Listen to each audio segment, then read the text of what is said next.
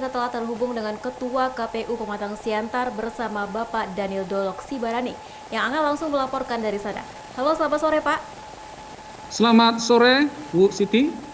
Baik Pak, di masa pandemi saat ini tahapan apa saja yang telah dilakukan KPU Kota Pematang Siantar dan persiapannya seperti apa Pak? Baik, setelah pasca keluarnya Perpu nomor 2 tahun 2020 terkait penundaan pilkada dari 23 September ke 9 Desember, kemarin kita menunda ada beberapa tahapan yang kita tunda dalam pelaksanaan pilkada.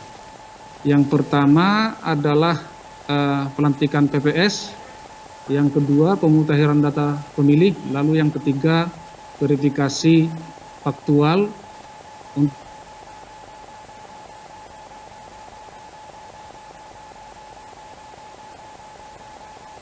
2020, perubahan ketiga dari PKPU 15 tahun 2019 bahwa tahapan-tahapan yang tertunda di bulan April itu kita lanjutkan, dimulai dari 15 Juni. Jadi 15 Juni kita sudah menjalankan tahapan-tahapan yang tertunda, yaitu kita sudah melantik seluruh panitia pemungutan suara di Siantar dan sudah mengaktifkan panitia pemilihan kecamatan. Lalu saat ini dimulai dari tanggal 26 kita sudah menjalankan verifikasi faktual bakal syarat calon perseorangan, yang mana untuk Siantar ada satu bakal pasangan calon, yaitu atas nama Ojak Naibaho dan Effendi Siregar. Jadi saat ini petugas verifikator yaitu PPS sudah berjalan menjumpai pendukung-pendukung untuk memastikan apakah dukungan tersebut memenuhi syarat atau tidak memenuhi syarat. Baik Pak, lalu untuk anggaran sendiri apakah ada perubahan di masa pandemi saat ini Pak? Ya, untuk anggaran di pelaksanaan dalam pilkada sesuai dengan surat edaran KPU RI nomor 20 tahun 2020 bahwa pelaksanaan pilkada lanjutan harus dengan protokol kesehatan. Nah, KPU sudah mendapatkan tambahan anggaran dari KPU RI sebesar 1.183 juta untuk pengadaan APD dan untuk kelengkapan fasilitas rapat lewat media online. Nah, untuk penyelenggara, untuk tahapan verifikasi faktual sudah kita lengkapkan dan kita serahkan kepada seluruh PPS, PPK, termasuk kelengkapan APD dan protokol kesehatan di KPU Kota Pematang Siantar.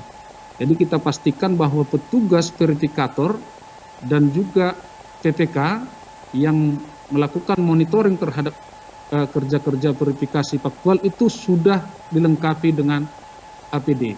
Dan sebelum petugas melakukan verifikasi ke pendukung calon perseorangan, sudah kita lakukan rapid test untuk memastikan bahwa seluruh PPS dan PPK tidak akan menyebarkan wabah COVID atau aman dari wabah COVID.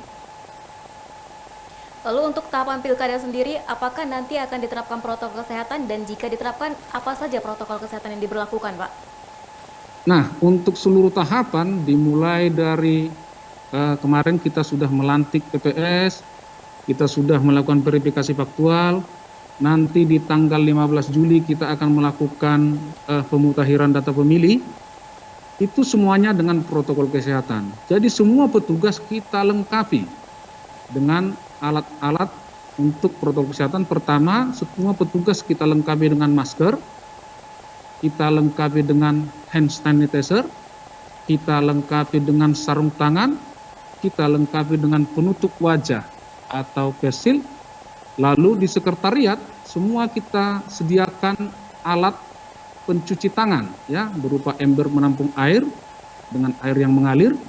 Itu kita siapkan di sekretariat PPK yang tentunya sekretariatnya adalah di seluruh kecamatan Kota Pematang Siantar, dan untuk PPS juga kita siapkan ya, ditambah dengan desinfektan untuk kalau ada serah terima berkas, lalu amplop pembungkus, juga tisu sudah kita siapkan untuk 10 jenis alat protokol kesehatan dan APD kepada seluruh penyelenggara di tingkat kecamatan dan di tingkat kelurahan yang ada di Pematang Siantar.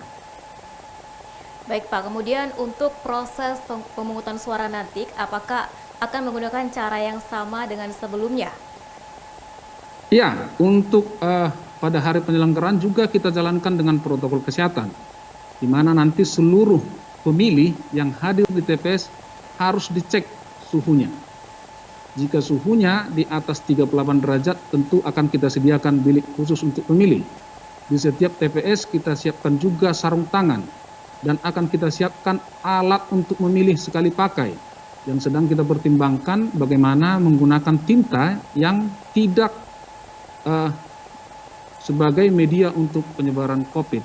Dan seluruh penyelenggara di tingkat nanti KPPS akan kita lakukan rapid test dan akan kita laksanakan dengan protokol kesehatan yang sudah diatur dalam surat edaran 20 tahun 2020. Baik Pak, terakhir, adakah saran atau himbauan untuk para pemilih nanti dan untuk pegawai di KPU sendiri, Pak? Ya, kita hanya menyarankan kepada seluruh penyelenggara, karena penyelenggaraan ini berjalan di tengah situasi pandemi COVID.